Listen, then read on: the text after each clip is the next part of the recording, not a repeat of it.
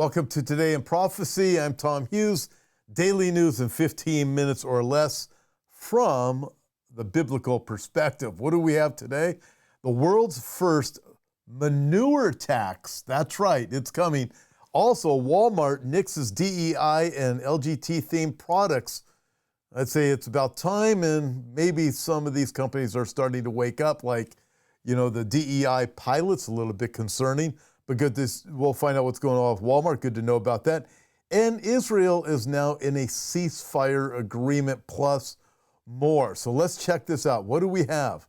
Taxing farms, taxing farm animals, farts and burps. Denmark gives it a try. Interesting. Listen, this ought to be on You Can't Make This Up, but it really is news. Denmark, known for its inventive restaurants and elegant design studios, is about to become known for something more basic, the world's first belch and manure tax. That's because there are 5 times as many pigs and cows in Denmark as there are people. Nearly 2/3 of its land is taken up by farming, and agriculture is becoming its largest share of climate pollution, putting lawmakers under intense public pressure to reduce it. Got to say this, I'm sure the pollution from the cows, their belching and their isn't exactly killing the world. If that were the case, then how do you define the issues coming out of China? China produces more of an issue, if that were true, than virtually any other place on the planet. How could tiny Denmark be such a big threat? I'll tell you what it is. It's Romans chapter 1, where God talks about a people, a world, when they come to that place of worshiping the creation greater than the creator. In other words, we will uphold the creation, the things that are created, say that's your new religion, that is your God, instead of God himself. And that's exactly what we see going on, whether it be Agenda 2030 or all of the other climate rules and regulations that are coming because of something like that. That's really what this is about. It's about lifting up the planet as being God in order to subdue the masses and manipulate the masses of people. By the way, just want to thank Hal Lindsey's ministry for the years of ministry. Hal Lindsey went to be with the Lord just yesterday, and he was very inspirational in my life. In fact, it was through his work, The Late Great Planet Earth, that led me on a trajectory to find out what Bible prophecy was about, which also led me to understanding the Bible. Not only is Jesus coming again, excuse me, but he came the first time that I would be forgiven. So thankful for that. And it's that understanding of Bible prophecy that we teach Bible prophecy. We connect the dots. Programs like this, we take what's going on in the world, we look at what the Bible has to say, with the thought of not just educating and helping us to be stronger in our faith, so we understand, okay, that makes sense as the Bible tells us. Isaiah chapter 46, the Lord tells us the end from the beginning so that we would know, but also when we know that the Bible is true and we realize the Bible prophesied all these things, it would lead somebody to say, hey, what more is there? Well, Jesus came the first time, and he came to forgive anyone of their sins who is willing to be forgiven. But I just want to thank the Hal Lindsey family and the ministry for all those years, and Hal is now with the Lord. I also want to say happy Thanksgiving to everybody out there. I don't know about turkey. Well, I don't know about turkey belches and, the other thing.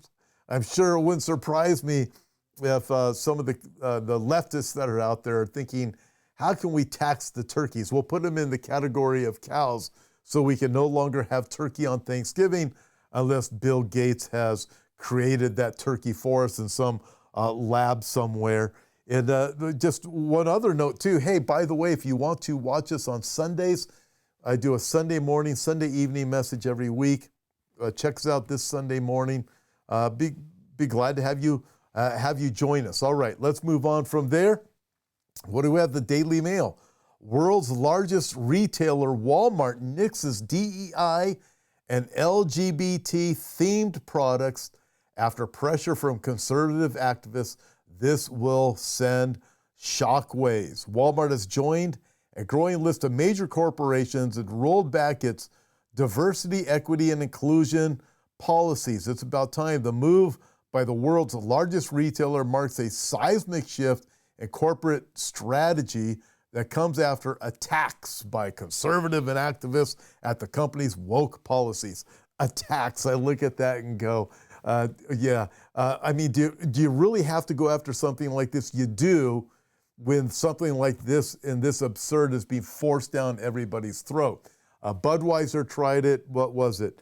Hewlett Packard tried it, I believe it was.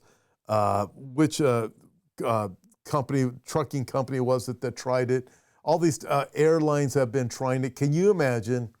We actually had this on You Can't Make This Up. Can you imagine have a pilot that is a DEI activist and gets upset if you don't call him a her or something like that? How absurd are these things? But some of these sweeping changes include abandoning a $100 million racial equity center set up in 2020 after the police killing of George Floyd and leaving a prominent LGBTQ plus gay rights index. By the way, I want to give a shout out to Robbie Starbuck for really pressuring these companies to get rid of their DEI policies, which are just absolutely ridiculous. And I don't know if you've seen the latest. We'll probably have this on an upcoming You Can't Make This Up. As a Jaguar commercial. And talk about a ridiculous commercial. We're not going to show it right now. If you ever get a chance to see the commercial, well, you will if you watch You Can't Make This Up over the next couple of weeks. We'll show it. It's going to make you never want to buy a Jaguar again if you ever even thought of buying one in the first place. And if you already have one after seeing the commercial Jaguars come out with, you're probably thinking, how do I get rid of this car? This is just sickening. It's a DEI policy. It has nothing to do with cars.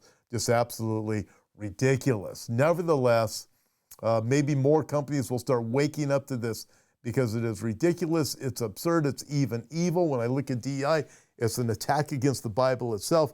God tells us, I made them male and female.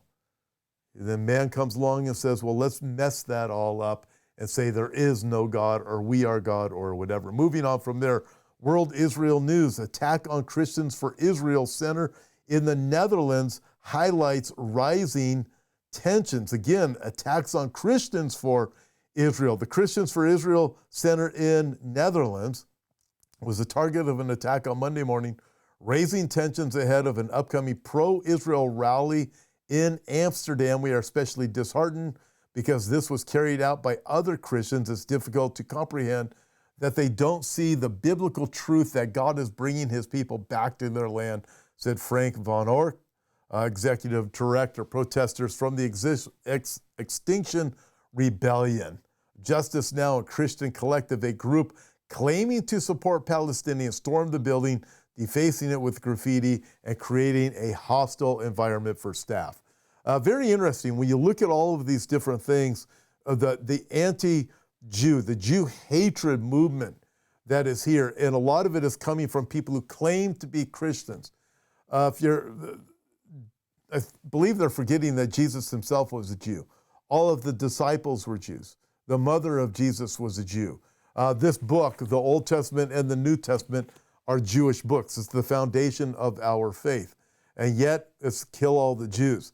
There's something seriously wrong with a theology or a doctrine of any sort that is teaching you that. The attack is satanic, it's deliberate, and as I look at it from the biblical perspective, I also understand what it's really about is that Satan hates Jesus and he hates the Jews, and it's an attempt by him to eliminate the Jews from the planet because he knows, Jesus himself said in Matthew chapter 23, the Jews will say, blessed is he who comes in the name of the Lord. They will shout out, Baruch haba b'shem Adonai.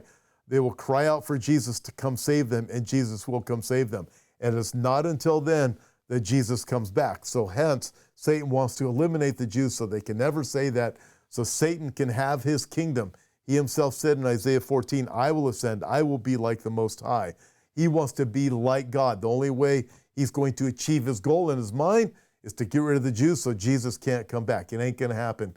Jesus promised the Jews will say that, and Jesus will come back. By the way, if you'd like to support us here at Hope for Our Times, we would love to have your support. We're not supported by any organization at all. No church supports us. It's just with people who want to come alongside and say, hey, I want to partner with you, like the work that you're doing, the Sunday mornings and Sunday nights you do, the interviews you do, the updates that you do, all of the different work you do, including the work on his channel and so forth, or in other places. If you'd like to support us and you're saying, you know what, this world is not my home, I'm going to heaven, I'm going to heaven, my citizenship is in heaven, everything I have here is going to be left behind, and you want to come alongside and support us, we would love to have your support. We can't do this without you.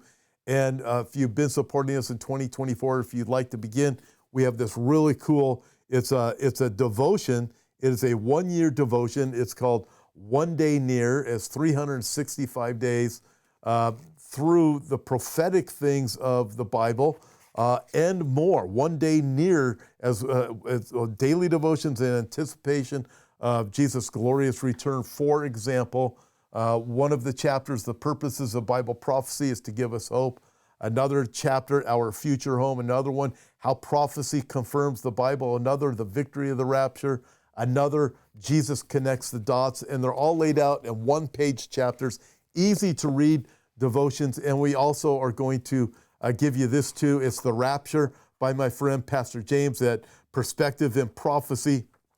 Helps you to understand the rapture. It takes you through the life of Christ in a very simple form to understand he's coming back, but he also came to save us, and includes the hope of the gospel. It's a great tract, but it's really colorful, very well made. We're going to give you this too if you'd like to. Just come alongside and support us. We would appreciate that.